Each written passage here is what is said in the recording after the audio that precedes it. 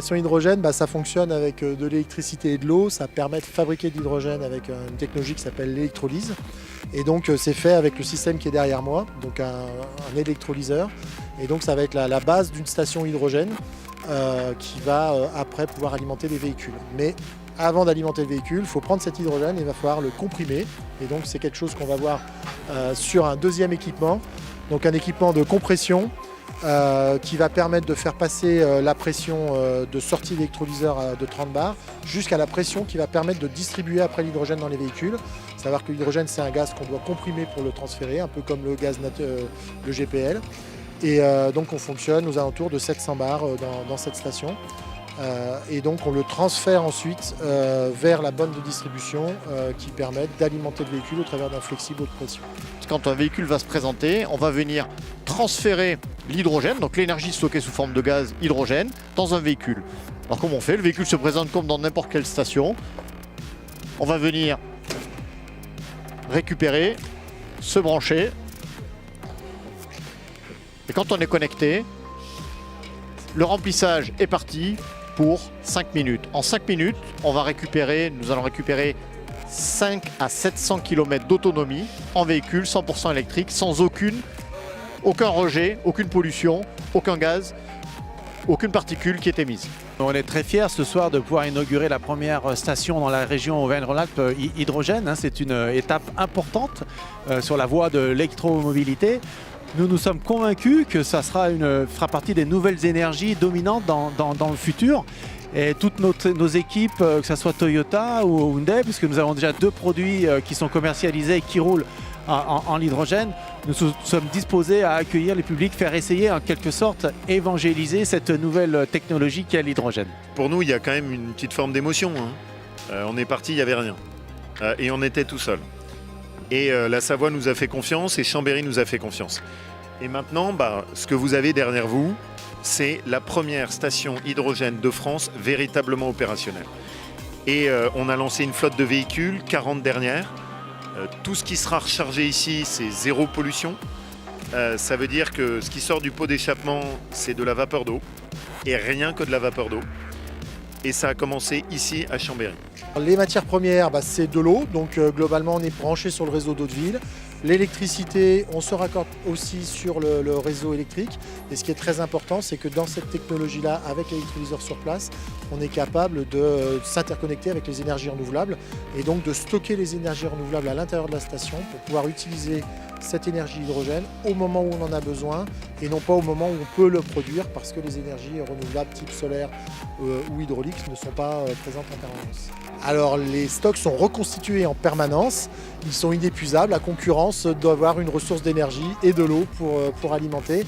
Mais effectivement la grosse différence avec les énergies fossiles, c'est qu'on va être capable de produire avec de l'énergie renouvelable. Le pétrole, on ne le produit pas, il a été produit il y a quelques millions d'années et quand il n'y en aura plus, il n'y en aura plus. Alors que l'hydrogène, même quand il n'y aura plus de ce pétrole, on saura encore le fabriquer.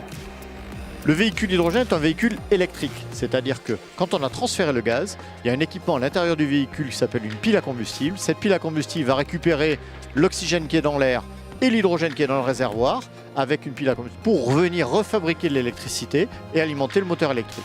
C'est donc un véhicule zéro émission qui permet de rouler pour les professionnels de 5 à 700 km pour faire des livraisons, du transport de personnes, du transport de marchandises ou tout autre métier, avec des véhicules particuliers 4 ou 5 places, mais aussi des kangous utilitaires et demain des vannes, des masters qui permettront de répondre à tous les besoins des utilisateurs. Viendront d'ici quelques années des camions, mais il y a des bus également qui sont déployés dans les villes pour faire du transport en commun. Le bébé est né, on est très contents. Effectivement, 3 maternités pour réussir à sortir un dossier comme celui-là. C'est beaucoup de contraintes administratives et on a décidé de faire en sorte de développer ce sujet le plus rapidement possible. Donc on a avancé un peu avant d'avoir les autorisations de financement pour mettre ça en place.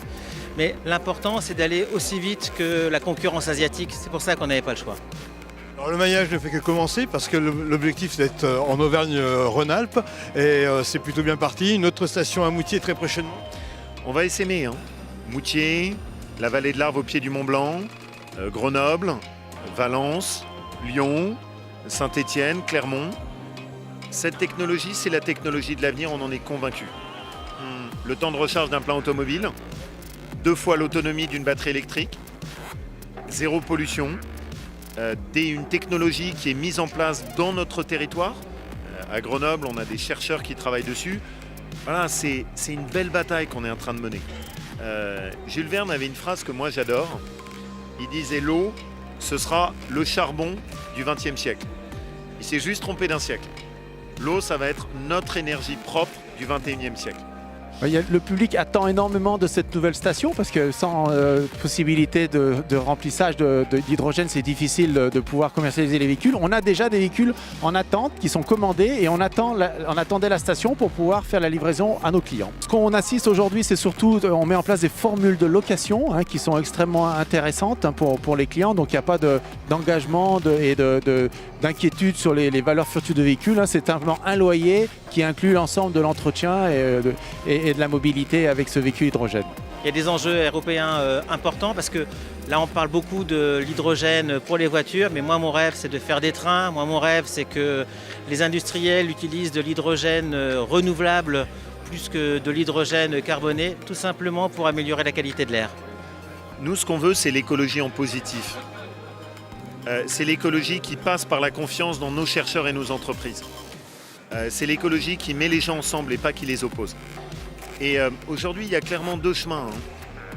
Il y a un chemin où il y a une tendance à dire on va faire l'écologie en éteignant la lumière ou en mettant des normes, des règles, des lois.